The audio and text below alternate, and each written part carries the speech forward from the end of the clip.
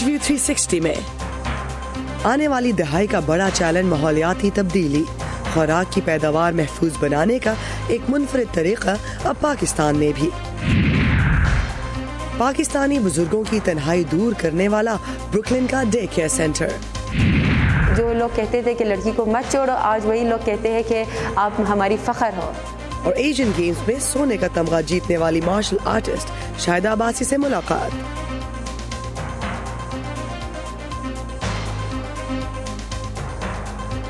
दो 2020 के साथ एक नई दहाई का आगाज होगा। इंसानियत को दरपेश सबसे बड़े मसाइल में से एक होगी माहौलियाती तब्दीली। पाकिस्तान मुतासिर होने वाले मुल्कों में अब 5वें नंबर पर है। वॉइस ऑफ अमेरिका के वाशिंगटन स्टूडियोज़ में खुशामदीद। आप देख रहे हैं प्रोग्राम व्यू 360। मैं हूँ इरम अब्बासी। ज़मीन का दर्जा हरारत बढ़ रहा है और इसके असर से कोई बच नहीं सकता। बेमौसम और शदीद बारिशें, सैलाब, जंगलात में आग, शदीद गर्मी और सख्त सर्दी, ये तो अब हकीकत है। इसका असर हमारी खुराक, पीने के पानी और रिहाइश पर बराह रास्त हो रहा है। आने वाला वक्त मज़ीद तबाहकुन हो जाएगा। मगर माहिरीन ख़बरदार कर रहे हैं कि इंसान के पैदा किए गए इस मसले की शिद्दत में कमी लाने के लिए इंसान उस पैमाने पर कोशिशें नहीं कर रहा जिसकी ज़रूरत है। ये सब गलत है। मुझे समंदर के उस पार स्कूल में होना चाहिए था, लेकिन फिर भी आप हम सब नौजवानों के पास उम्मीद की आस में आए हैं। अफसोस का मकाम है, आपने अपने खाली अल्फाज से मुझसे मेरा ख्वाब, मेरा बचपन छीन लिया है। लोग तकालीफ से गुजर रहे हैं, मर रहे हैं, पूरे के पूरे इकोसिस्टम्स तबाह हो रहे हैं। हम जानदारों की बड़े पैमाने पर होने वाली मादूमियत के दहाने पर खड़े हैं, और आप यहाँ से बात करते हैं पैसे और फेरी टेल्स की। कैसे जुर्रत हुई आपकी ये सब करने की? And all you can talk about is money and fairy tales of eternal economic growth. How dare you? Time magazine की पर्सन ऑफ द ईयर 16 साला क्लाइमेट एक्टिविस्ट ग्रेटा थनबर्ग के ये अल्फाज दुनिया ने सुने। पूरा साल कई मुल्कों में नौजवानों ने एहतजाज किया, लेकिन इस मौजू पर सबसे तवील कॉन्फ्रेंस भी बेनतीजा साबित हुई। गर्मी पैदा करने वाले ग्रीन हाउस गैसों के अखराज को कम करने की कोशिशों में इजाफे पर स्पेन में 2 हफ्ते मुज़ाकरात के बाद भी इत्तफाक राय ना हो सका। अगरचे इस मौके पर अक़वाम मुत्तहिदा के सेक्रेटरी जनरल भी वार्निंग दे चुके थे कि दुनिया जल्द एक ऐसे ख़तरनाक मकाम पर खड़ी होगी जिससे वापसी का कोई रास्ता नहीं होगा। Do we really want to be remembered? क्या हम वाकई एक ऐसी नस्ल के तौर पर याद रखे जाना चाहते हैं जिसने मसले से आंखें चुरा लीं? जब जमीन तबाह हो रही थी, हम चैन की बांसुरी बजा रहे थे। जनूबी एशिया के लिए माहिरीन एक परेशान कुन तस्वीर खींच रहे हैं। माहौलियाती तब्दीली पर काम करने वाली तंजीम जर्मन वॉच के क्लाइमेट रिस्क इंडेक्स में पाकिस्तान और भारत 5वें नंबर पर हैं। दोनों मुल्कों में इस मसले के बायस माली और जानी नुकसान बढ़ रहा है। जनूबी एशिया में दर्जा हरारत मुसलसल बढ़ रहा है, जिससे तकरीबन 80 करोड़ अफराद की ज़िंदगी मुतासिर हो सकती है, क्योंकि बारिशों के पैटर्न में तब्दीली से खुराक और पानी की दस्तयाबी बुरी तरह मुतासिर होगी। हिमालय के ग्लेशियर्स भी 1 अरब लोग पानी उस पर इन्हिसार करते हैं। उनकी बर्फ़ पिघलने की रफ्तार 1 सदी में दुगनी हो चुकी है। सिर्फ पिछले 40 सालों में ग्लेशियर्स की 25% बर्फ़ आलूगी के बायस ज़ाया हो चुकी है। इसीलिए माहिरीन ख़बरदार कर रहे हैं कि मुस्तक़बिल में इस खित्ते में जंगें पानी पर होंगी। ज़मीन का दर्जा हरारत बढ़ने और मौसमों की तब्दीली से खुराक की किल्लत का ख़तरा हकीकी है। इसके पेश नज़र अब दुनिया के बहुत से मुल्कों में ज़राअत के ऐसे तरीक़ों पर काम हो रहा है जिनमें कुदरती वसाइल और मौसमों पर इन्हिसार कम हो। ऐसा ही एक तरीका कराची में भी कुछ लोग कामयाबी से इस्तेमाल कर रहे हैं। मोहम्मद साकिब हमें ले जा रहे हैं एक हाइड्रोपोनिक फार्म पर।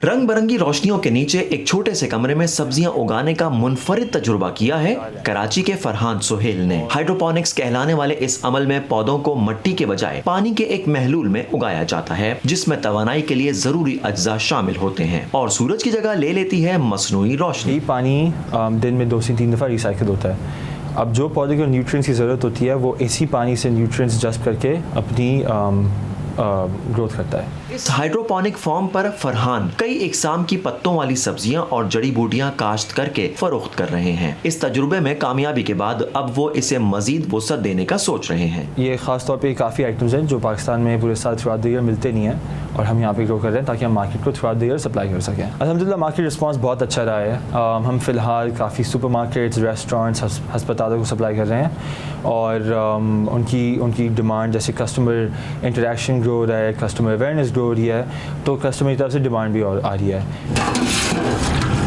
पाकिस्तान आलमी हिद्दत के बाइस पैदा होने वाली मौसमियाती तब्दीलियों से सबसे ज्यादा मुतासिर होने वाले मुल्कों में से एक करार दिया जाता है। इसलिए ऐसे तरीके मुतारिफ कराना जरूरी होता जा रहा है जिनसे कल को जमीन, पानी और दीगर वसाइल के कम इस्तेमाल से भी खुराक पैदा की जा सके। अगर हम इसे नॉर्मल कन्वेंशनल फार्मिंग से अगर कंपेयर करें तो इसकी जो हार्वेस्ट पीरियड है, कन्वेंशनल फार्मिंग अगर 90 डेज़ में अगर हमारी आती हैं तो ये हम इसे 45 to 50 डेज़ में इसे हार्वेस्ट कर लेते हैं। ये फूड सिक्योरिटी के लिहाज हमारी नीड को फुलफ़िल कर सकते हैं क्योंकि इसमें जो है ये टोटली कंट्रोल्ड इन्वायरमेंट है, हम नेचर से बिल्कुल इन टच नहीं है। हाइड्रोपोनिक फार्मिंग में कीमियाई अद्वियात के बगैर भी सब्जियां और फल उगाना मुमकिन है।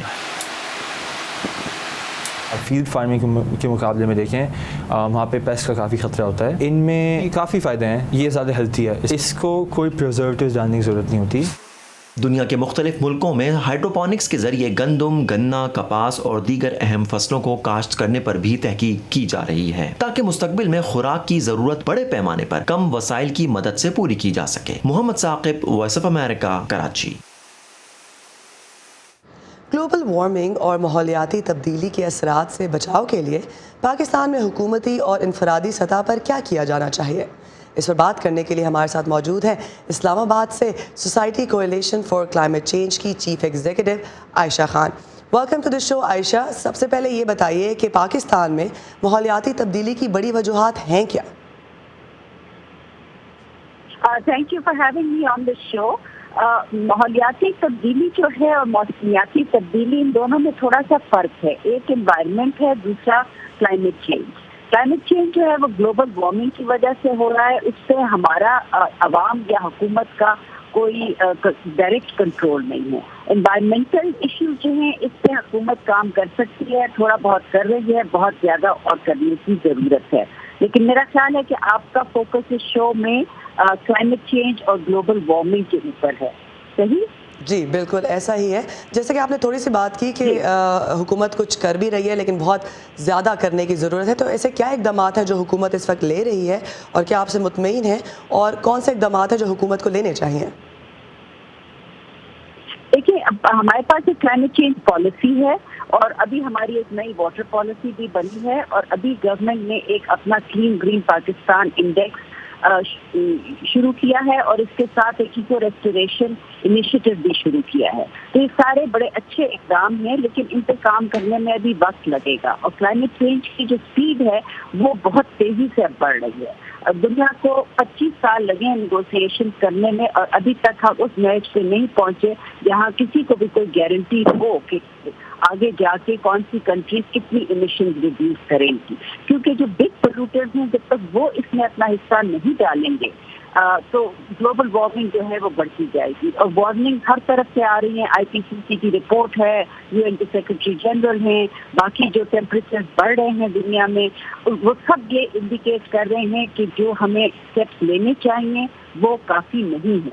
जिसके मद्देनज़र अगर हम पाकिस्तान को देखें तो हम पे उसके असरात जो हैं वो बहुत ज़्यादा होंगे और हमें अपनी अडेप्टिव रेजिलियंस को बढ़ाना पड़ेगा। इसके लिए अब हमें अंदरूनी अपने आप के वसाइल जो हैं उनको जमा करके जो भी कुछ हम कर सकते हैं वो करना पड़ेगा, जिसमें एक दो चीज़ें मैं आपको कहना चाहूँगी जो बहुत अहम होंगी।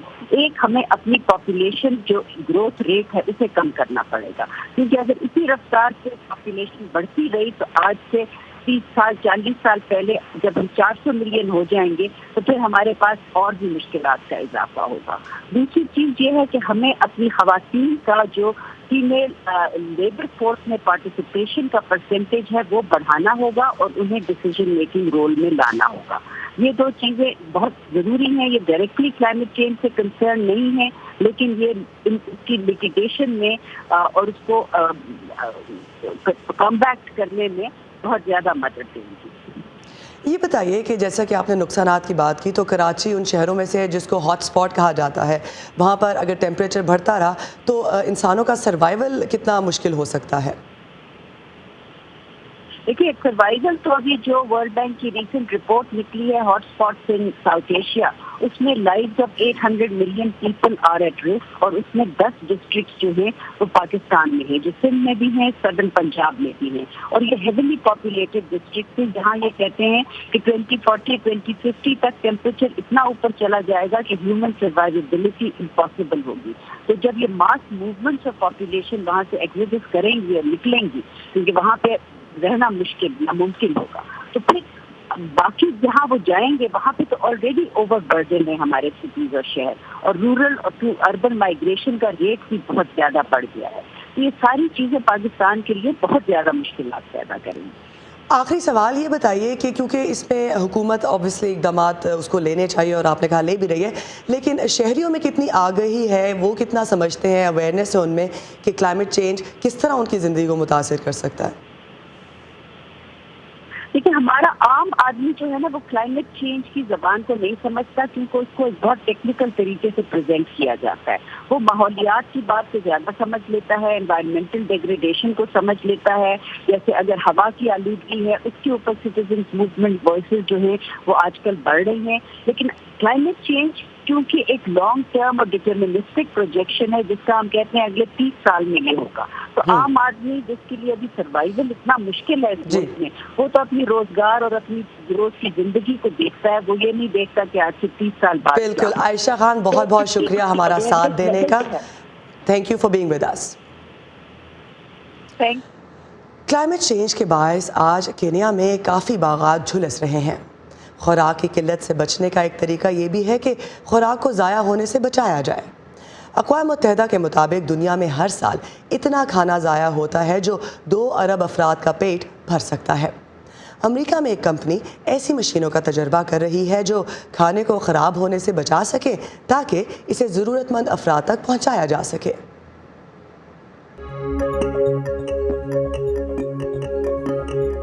سان فرانسسکو کے ایک جزیرے پر ایک چھوٹی سی کمپنی موسمیاتی تبدیلی اور کھانے کے زیاں کے دور میں خاموشی سے خوراک کے تحفظ پر کام کر رہی ہے.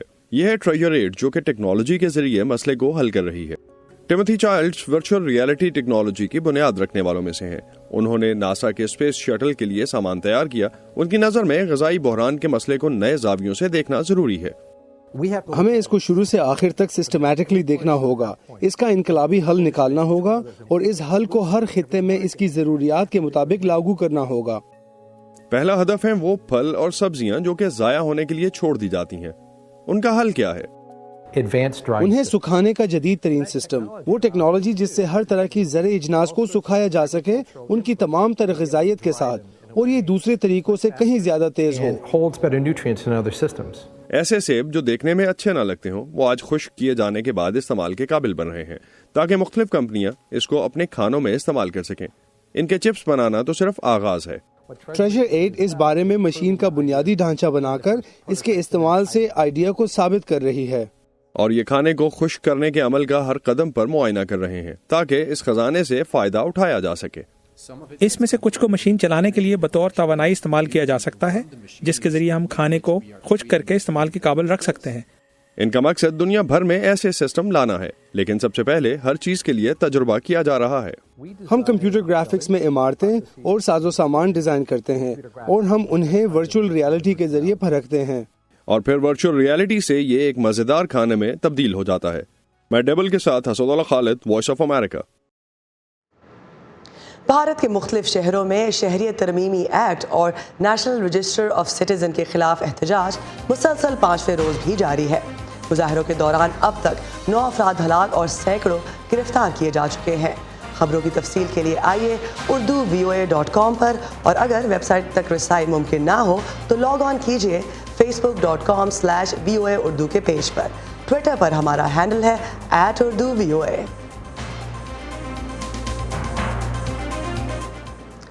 سال 2019 اختتام کو پہنچ رہا ہے. اس سال ہانگ کانگ سے چلی اور سوڈان سے ایران تک مظاہروں کے ایک سلسلے کا آغاز ہوا. 12 سے زیادہ ملکوں میں عوام نے مایوسی اور غصے کے اظہار کے لیے سڑکوں کا رخ کیا. کہیں عوام کی طاقت مطالبات تسلیم کروانے میں کامیاب رہی تو کہیں بے چینی اور نا امیدی ختم نہ ہو سکی. مظاہرین کی نظر سے سال 2019 کی ایک جھلک آئیے دیکھتے ہیں. فرانس میں پیلی جیکٹس پہنے مظاہرین مہنگائی اور تنخواہوں میں بہتری کے لیے سڑکوں پر نکلے تو سوڈان میں عوام نے نسل کشی کے مرتکب ایک آمر کے 40 سالہ دور اقتدار کا خاتمہ کیا. ادھر ہیٹی میں صدر کے استعفے اور بدعنوان افسروں کے خلاف آواز اٹھائی گئی، جبکہ ہانگ کانگ میں جمہوریت میں بہتری کے لیے مظاہرے کیے گئے. The older generations have failed tackling the biggest crisis humanity has ever faced. اور تو اور اسکول کے بچے بھی سڑکوں پر اس مطالبے کے ساتھ نکلے کہ صاحب شعور افراد قرۂ ارض کی بہتری کے لیے مزید کام کریں. اور یہ سب عراق، لیبنان، ایکواڈور اور ایران اور دوسرے ملکوں میں سڑکوں پر نکلے، یہ کہنے کے لیے کہ بس بہت ہو گیا اور اب حالات کو بدلنے کی ضرورت ہے. اقوام متحدہ کے سیکرٹری جنرل کا کہنا تھا کہ حکام اپنے عوام کے حقیقی مسائل کو سنیں. It is clear that there is a growing deficit of trust. یہ بات واضح ہے کہ حکومت اور عوام کے درمیان اعتماد ختم ہوتا جا رہا ہے، جس کی وجہ سے معاشرے میں دراڑیں پیدا ہو سکتی ہیں. دنیا پہلے ہی گلوبلائزیشن اور نئی ٹیکنالوجی کی وجہ سے عدم مساوات کا شکار ہو رہی ہے. اس سب کے رد عمل میں کچھ ملکوں میں حکومتوں نے مظاہرین کے مطالبات حل کرنے کی کوشش کی تو بعض نے طاقت کا استعمال کیا. عراق اور ایران میں سیکورٹی فورسز کے ہاتھوں سینکڑوں مظاہرین مارے گئے، جبکہ بعض مظاہرین پرامن رہے اور کچھ نے فرانس، چلی، ایکواڈور، بولیویا اور ہانگ کانگ میں لوٹ مار کی اور املاک کو نقصان پہنچایا. انہیں پرامن احتجاج کا حق ہے. بدقسمتی سے بعض ملکوں میں طاقت کا بے جا استعمال کیا جا رہا ہے اور مظاہرین کو نہ صرف گرفتار کیا گیا بلکہ کئی جان سے بھی گئے. یہ غیر قانونی ہے. وہ حکام جو ان فیصلوں اور ہلاکتوں کے ذمہ دار ہیں انہیں جواب دہ ٹھہرایا جانا چاہیے، لیکن مظاہرین کو بھی ذمہ دارانہ رویہ اختیار کرنا ہوگا. ان مظاہرین میں جو قدر مشترک ہے وہ ان کے رویے میں آنے والی تبدیلی ہے. جو بات سب جگہوں پر دیکھی گئی وہ یہ کہ اب لوگوں میں خوف ختم ہو گیا ہے. لوگ اب سڑکوں پر نکلنے اور گورنمنٹ پر تنقید سے ڈرتے نہیں. ماضی میں ایسا نہیں تھا. رٹکرز یونیورسٹی کے عمر دیواچی کے مطابق اب تو بعض اوقات حکام عوام کی طاقت سے ڈر جاتے ہیں اور اکثر یہ طاقت سوشل میڈیا کے ذریعے احتجاج آرگنائز کرنے سے حاصل ہوتی ہے. تاہم سوشل میڈیا طاقتور ہونے کے ساتھ ساتھ ایک کمزور کر دینے والا ہتھیار بھی ثابت ہو سکتا ہے جب حکومتیں کمیونیکیشنز نیٹ ورکس کو منقطع کر دیتی ہیں. حکومتوں کو احساس ہے کہ انٹرنیٹ کو بند کرنا مظاہروں کو منظم کرنے میں رکاوٹ بنتا ہے، لیکن اس سب کے باوجود انہیں روکا نہیں جا سکتا. سوشل میڈیا سے طاقت پکڑنے والے یہ مظاہرے آئندہ برس بھی تھمتے نظر نہیں آ رہے. مارگریٹ بشیر کے ساتھ عائشہ خالد، وائس آف امریکہ. تنہائی کسی بھی عمر میں تکلیف دہ ہو سکتی ہے. نیو یارک سٹی کے علاقے بروکلن میں ایک ایسا ڈے کیئر سینٹر موجود ہے جہاں پاکستانی بزرگ اس مصروف ملک میں تنہائی کا غم کچھ دیر کے لیے بھول جاتے ہیں. اس اڈلٹ ڈے کیئر سینٹر میں انہیں کھانا، پک اینڈ ڈراپ سروس، تفریح اور سب سے بڑھ کر دوستوں کا ساتھ ملتا ہے. آئیے چلتے ہیں فائزہ بخاری کے ساتھ.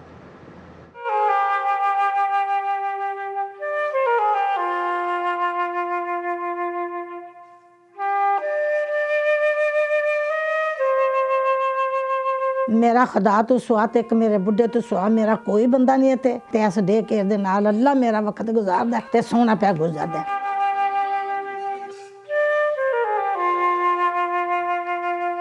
یہ اپنا ڈے کیئر سینٹر ہے. 2012 میں قائم کیا جانے والا یہ مرکز امریکی ریاست نیو یارک کے بورو بروکلن میں واقع ہے. یہاں آنے والے افراد پاکستانی امریکی کمیونٹی کے ایسے بزرگ ہیں جن کے پاس اپنے اہل خانہ کے گھر سے جانے کے بعد گزارنے کو بہت سا وقت ہے. احساس تنہائی تنگ نہ کرے اس لیے اپنے ہم عمروں کی صحبت تلاش کرنے کے لیے یہ اس سینٹر کا رخ کرتے ہیں.